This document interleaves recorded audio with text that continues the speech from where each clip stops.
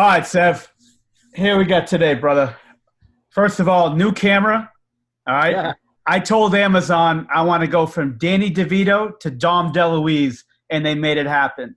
In 24 hours, they sent me this camera because they upgraded me from a zero point 0.5 out of 100 scale to a solid 0.75. So, Well, you look terrific, sweet. I appreciate that. Especially those headphones. Yeah, headphones.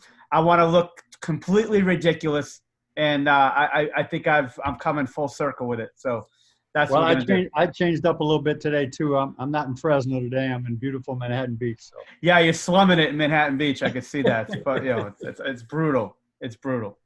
All right, so what we're gonna do? 23 minutes and 23 seconds. MJ. MJ, We're gonna yep. play. We're gonna go for 23 minutes and 23 seconds, and we're gonna talk about another subject that I think that's important for coaches and especially young guys. Like when we get on a court with a player, first time, we'll go through the three positions, some of the things that we like to do with certain positions. Of course, players are going to be different, specifically by position, but we're just going to go general for a point guard, wing, post.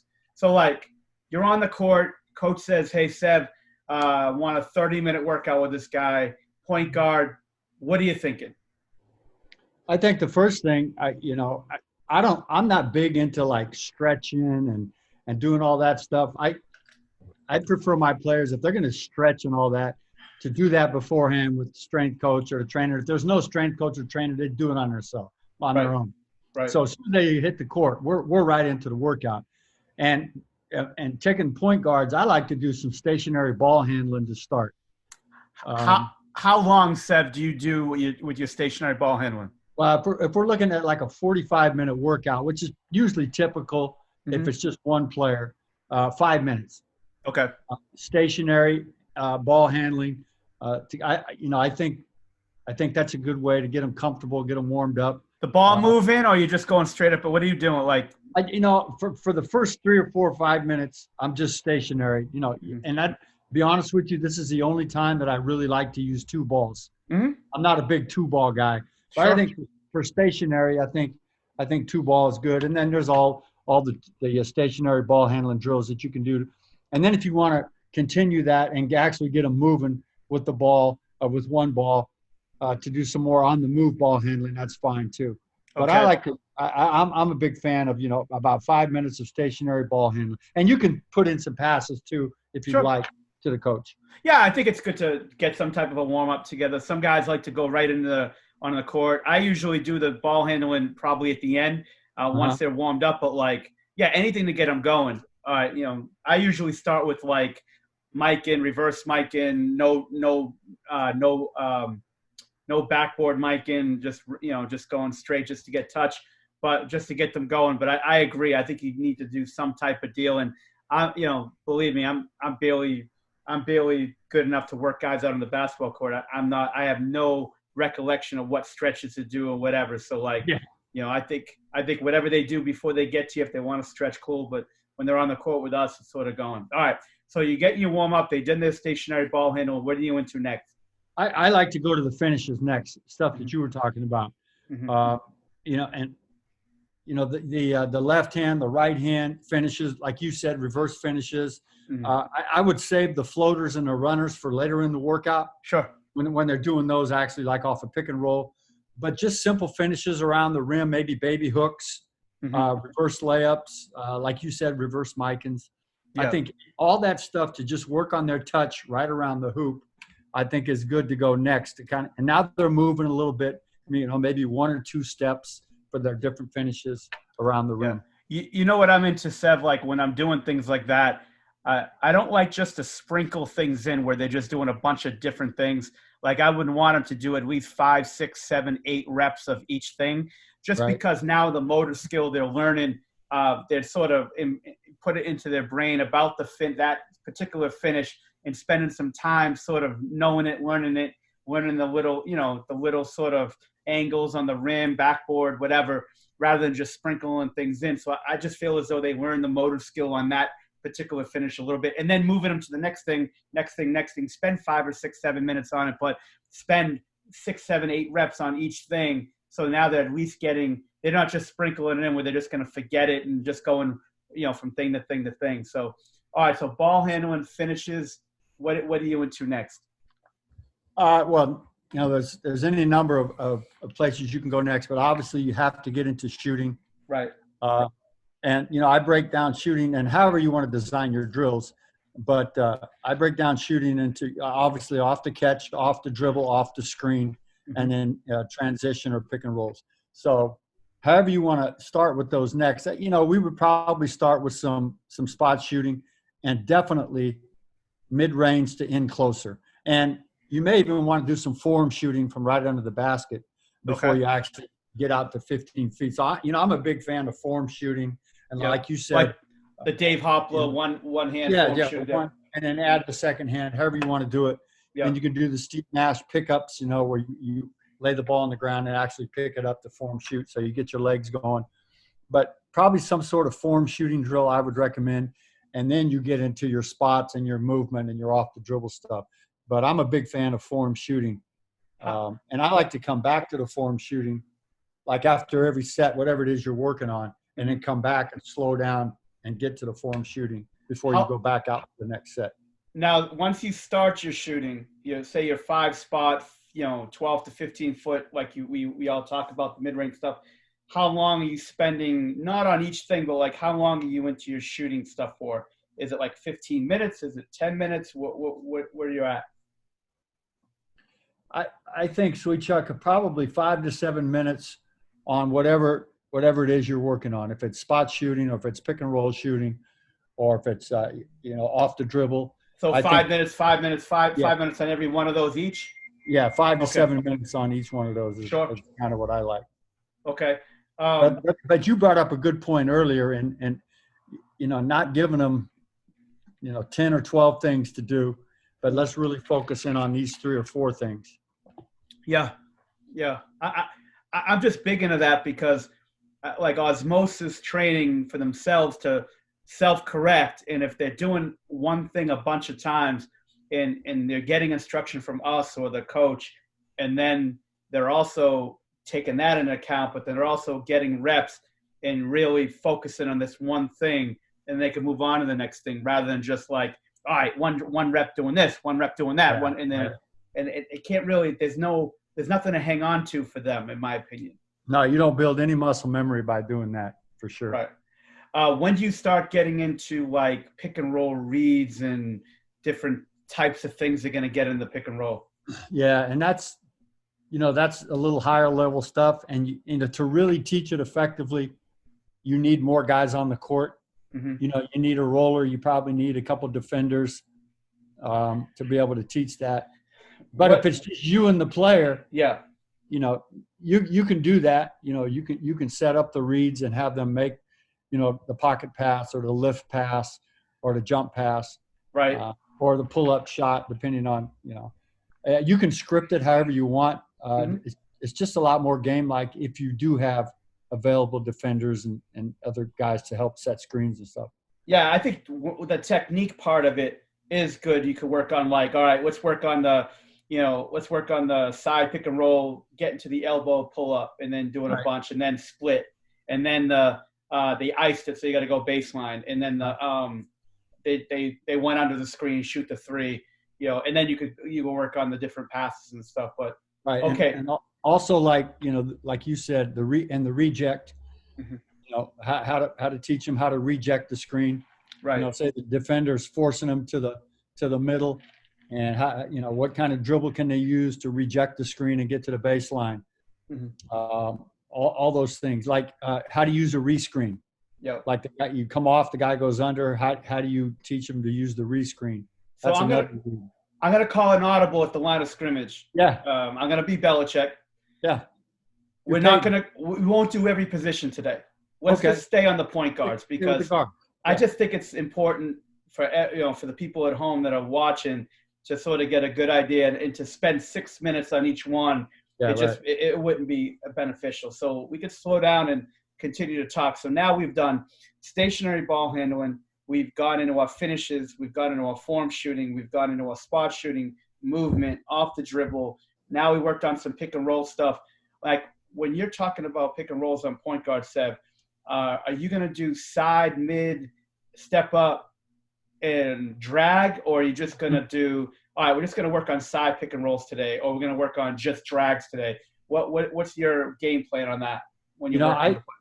I think the three areas that are the most important and the three angles would be the middle or the high, the step up and the drag. You see, we're talking about NBA guys now for the most part. And even in college, you're seeing fewer and fewer side pick and rolls. Yeah, you are.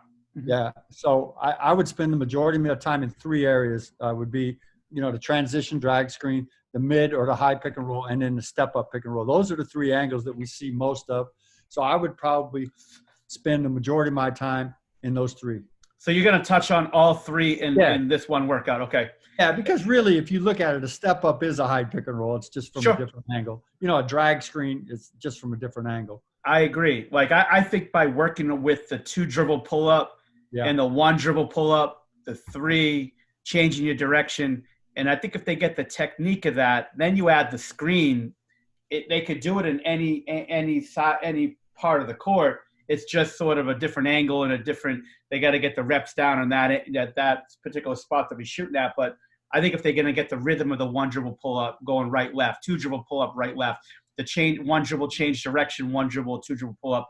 Now they're getting it. And then, going from there. And also, a lot of times I'll watch guys, and sometimes I'm guilty of this. And you got to make sure you do whatever you're working on, do it on both sides of the court. Yes. If you're working on step ups from the left, make sure you hit both sides of the court so they're working on both hands and dribbling both ways, pulling up both ways. Mm-hmm. I think that's really important. And a lot of times we kind of forget that there's 2 sides of the court. Oh, my God, yeah, because we're trying to get to a point, and I get it. We're trying to make a point, and you're putting all your energy into this, and you're thinking about the things you're going to try to have to do in the workout, and sometimes you just forget. I'm anal about that. I'm always like, first of all, if we're going to do something going right, we're going to have to do something going left. If we're on the right side of the court, let's go to the other side of the court. And I think all that's really important. Now, when you sprinkle in free throws and things like that into the workout stuff, that's I think you have to gauge the player's condition. Mm-hmm. How long can he go before he really starts to tire and it starts to affect his technique? Right. So I think that's the most important. But then, I sprinkle, and at that point, I also sprinkle in going back and doing the form shooting. Mm-hmm. Maybe it's just form shooting right under the basket. He's got to make 5 all nets, so the elbow is getting up and the ball is getting high. Sure. Or if you want to do free throws, or you can do them both. But I think you just gauge that by how conditioned the guy is. Your corrections that you're making now up to these points. Are you doing them rep by rep? Are you doing them when they stop? When they stop and they're shooting their free throws, or they stop that set?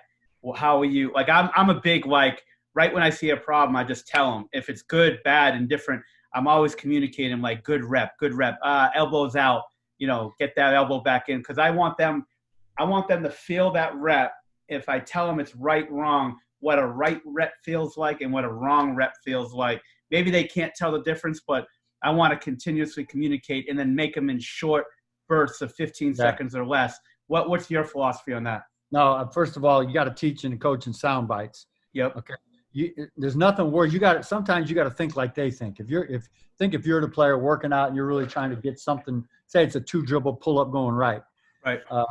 And then you make a mistake and the coach stops you and lectures you on what you did wrong for 3 minutes. Yeah.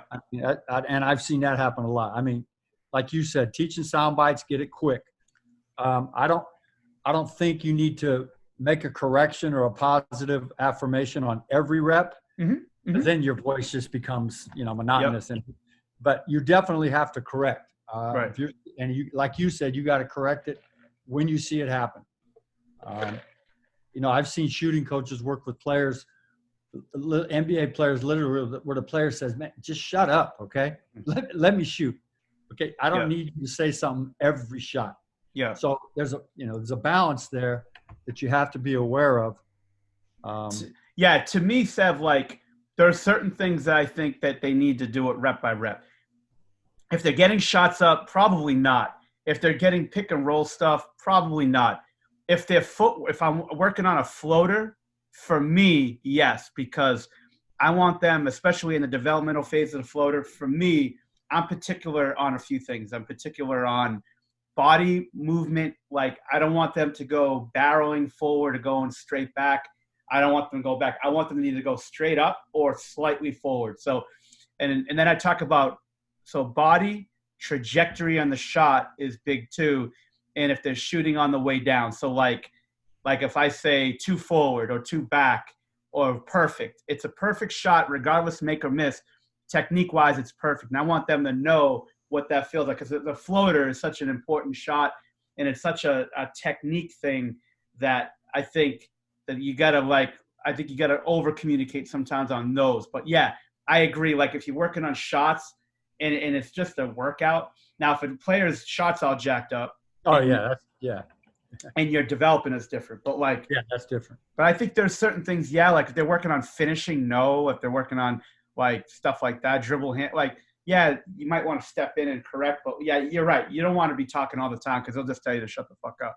Yeah, and the floater is very, very key. And something I watched you work with guys on floater, and you're one of them, not to kiss your ass or anything, but you're one of the best guys I've ever seen to teach the floater, the touch, the trajectory.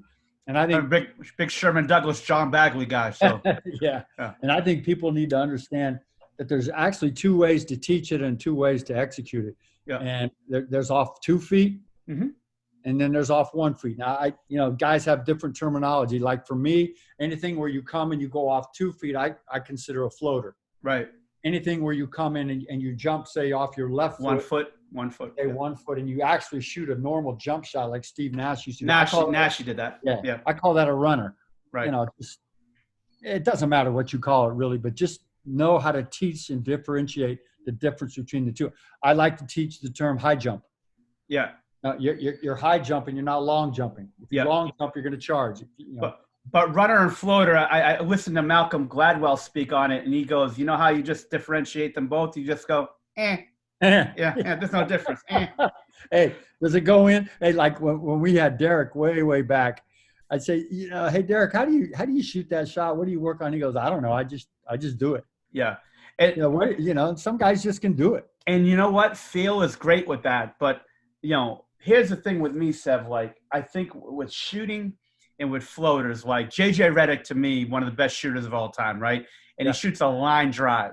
And I tell players, look, like, when you're almost perfect with your shot, when you're a Kyle Korver, when you're a JJ Redick, when you're Ray Allen, like, you could shoot like that if you got perfect form and you've just got that you're just a great shooter. But the rest of us, the 90% of us that aren't great shooters, or even more than that, you need like some help with gravity and help with touch and help with different things. So like Tony Parker was a great floater guy, Steve Nash. And Tony, I'm not sure about Steve's, but Tony was a line drive floater guy. Yeah, he was. But he's such a great touch on it. It didn't matter. But for the rest of us, the rest of the players that are a little off on their floater, they need that like more, I think, that higher up, that Luke Ridnour, get it up sort of floater to hit the rim and get you some bounces to help. So some players have great touch and they don't need it. And then most of the players, I'd say 85, 90% of them need a little help from gravity. And I think a slower, higher, softer shot, jump shot or floater will help them, because gravity will try to help them out a little bit if they've got some plan of attack on that. Do you think, and I've heard one of our guys, Case Locke, talk about on the floater, he almost wants them shooting a knuckleball when they come off the floater, almost no spin on the ball so it can be softer on the rim? Or do you think they should get a little bit of spin? I think, to me, Sev, it's more trajectory. I remember Chris Herron was one of my first NBA players I ever worked with. Best player ever from Fresno State. No question about it. And I would watch all these guys. Like Jamal Crawford was one of the first. Well, Sherman Douglas, John Bagley, definitely Sherman Douglas is a huge floater guy, and I used to always love Sherman. But like, not a lot of guys shot the floater. And then I remember when I started working out pro guys and college guys, I remember I was in Vegas and I was watching Summer League, and Jamal Crawford was in summer league and he was shooting floaters, and I was trying to watch and just sort of study and take some notes. But I feel as though if the ball straight up out of your hand and not like way forward, like a jump shot trajectory is sort of like that. Yeah, it could be a little higher, but it's sort of like that, like a half oval, a half circle, whatever. I want the ball to try to go. It doesn't matter how high it is, but if it comes straight up out of your hand and it's going to hit the rim, where's it going to go if it's going straight up? It's the ball, when it hits the rim, is going to go straight up. And then it's going to hit some bounces and you're good. If it's a line drive and it hits the back of the rim, where's it going? It's probably going back. It's going towards you again. But if it's straight up and it hits, I'm not saying it goes in every time, but it's going to be softer. So if it spins or it doesn't, I like the knuckleball too. But if they spin, it spins. I'm a big, comfortable, confident guy. If the guy's comfortable doing it and they're confident it's going to go in, I'm okay with it. But I'd rather a knuckleball, but I'm not going to split hairs on that stuff. I'm not going to be, too crazy about it. Like 1 foot, 2 foot, I don't care. Knuckleball and spin, I don't really care as long as they're consistent with what they're doing. And I think you and I both agree because we've talked about this before. I'm a firm believer in floaters with dominant hand. I think it's really hard. I think it's really hard that, I see guys working with left-hand floaters. They never get close. Yeah. I'm a huge dominant hand floater guy only. Yeah, I totally agree. Now, one thing that I do spend a lot of time is on weekend development. I developed a weekend development program when I was in Dallas, and Kyle Collinsworth, which is one of the best players ever to come out of BYU. Great dude. He spent a lot of time with me in camp because, I was last in the depth chart in the coaches and he was last in the depth chart in players. So we stuck in together, and I said, look, Kyle, I want to spend some time on weekend development. I want to try this program out. So we did 140 reps in about 6 or 7 minutes. And what happened was so I've done like 16 drills where they shot like 7 reps. So I think it came out, I forgot the numbers. I'm very stupid when it comes to anything academic, but it was like 140 shots or so. And what happens is, like, on a few of the reps, he has to shoot left-handed floaters. And I told him, look, and he's looking at me like I was crazy. I'm like, look, yeah, I don't want you shooting left-handed floaters, but you got to get used to that. Like, you need control with the left hand, and the more we do it, you'll be all right. And he was making left-handed floaters in 2 or 3 months after doing it like it was water. But I wouldn't have players, if I'm just teaching floaters, right hand, left hand. If it's part of a program, fine. Like I said, 7 or 8 minutes straight of shooting on nothing but left hand. But if I'm just shooting floaters without a weekend development program, I'm only going strong hand. Even if I'm going left and I'm a righty, I'm shooting with my right hand. It's sort of like, like Tim Duncan when you're shooting hooks. Almost never he would shoot with his left hand. Even if he was going left, he would shoot with the right. Yeah, it's the same thing. Like Al Jefferson was like that. Floater guy, Steve Nash would go left, shoot right. And I think that's important. I think. And hopefully, people don't misunderstand what we're saying. Finishing and floaters are kind of 2 different things. No doubt. Finishing, we were both very strong on finishing with both hands. Yes. To avoid the shot block and get the angles and stuff. Yeah. But floaters, I think, we can agree on. So coming down to the last minute, Sev, you got your last 20. You got your last 20 you just took. So we got a minute left. It's going to be all you. So you've done all this stuff up to this point. 3-point shooting, other things. What do you what's important for you? Yeah, the 3-point shooting now is huge, and you have to work on corner slides, sliding to the corner, stationary from the corner, lifting from the corner. You're running your lane in transition to the 3-point line and having good footwork into the shot from there. How about off the dribble? Are you doing off the dribble threes? And off your dribble stuff. Yeah. Okay. Pick and rolls, they go under. Off the dribble in transition, where the defense is back and you kind of slow up and get your rhythm into the 3-point shot. You get a 6'5" point guard, 6'4" point guard. Are you doing anything in the post with them? For sure. Mm-hmm. For sure. Our best post player with the Clippers was Chris. Right. And he's 6'1". So I would definitely get the guys in the post if they're comfortable down here. Give me a little bit of a building blocks for post up. Like what like if a high school coach or a college coach watching this has a guy or a girl that they have, and they have a bigger point guard, what are like 2 or 3 moves that you would want every big point guard to be able to do? I think the first thing is to be able to get to the middle with the jump hook. Jump hook, okay. 1 or 2 power dribbles and get to the middle with the jump hook. Left hand, right from the dots. What's your next thing? The counter off of that, the dribble drop. The dribble drop to the baseline. A couple dribbles to the middle, drop step to the baseline. And then off of that, maybe you have 1 counter, maybe an up and under. Okay. And what's your third thing? Facing up off the post. Mm-hmm. If you get pushed out and to the 15 to 18 foot, and now being able to face up and free up your right foot and play from there. Give me 5 attributes. Give me 5 attributes of a point guard. Like if you're talking to a coach and you just say, look, like here if you don't have a lot of time, like coach, I don't have a lot of time I can spend with my player. I only have a certain amount of time a week. Like what are like 5 things, forget about what type of player they are, right. Just general point guard, 5 things I need to touch on. Number 1, run your team. Okay, run your team. Be in control of your team. Number 2, share the sugar. Mm-hmm. All right, be a willing passer. Be an unselfish player. Number 3, set the defense. Mm-hmm. You know, or wherever that is on the court, pick up the ball or set the defense. So you're guys behind you can get organized. So set the defense. Mm-hmm. Number 4, be a 50% or plus shooter on mid-range out to the 3-point line shots. Okay, you got to be able to be a 50% shooter. And number 5, be a 90% free throw shooter, especially in the last 5 to 6 minutes of the game.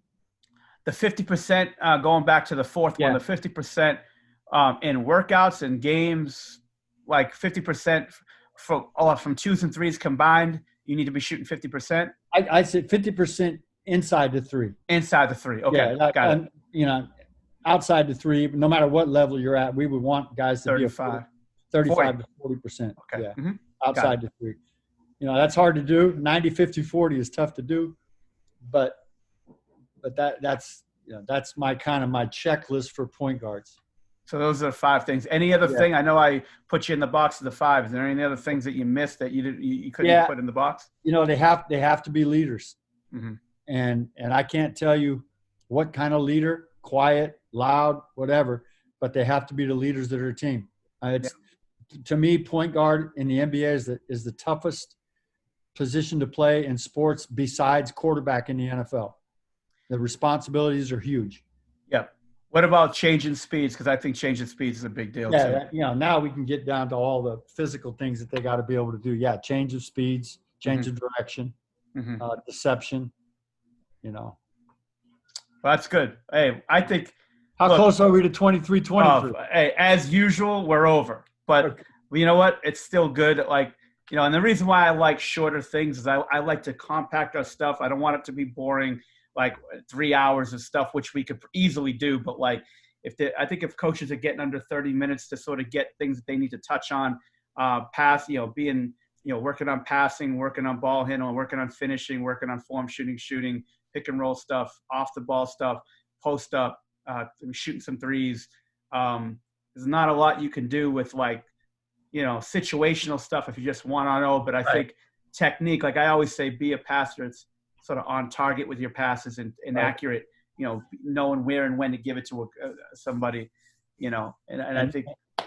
Notice that we didn't cover any 15 dribble step backs. No. Okay. No.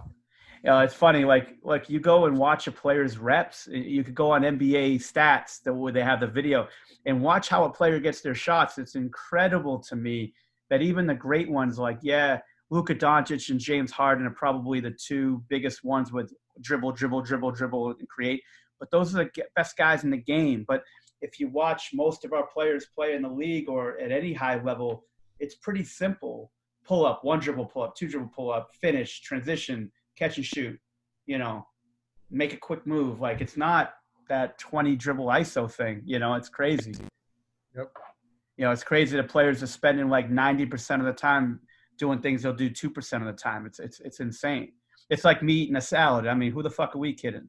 All right, we'll end it at this on this. We'll come back with wings and posts, but I think spending 25, 30 minutes on on one position is good. Anything else you want to add? That's it, Sweets. We're good. Well, hang 10 down on that beach. Yeah, it's about time to get down there and get some sun. No doubt. All right. We'll go to the next one soon. All right. All right, Thanks. Seth. Talk to you. Eh.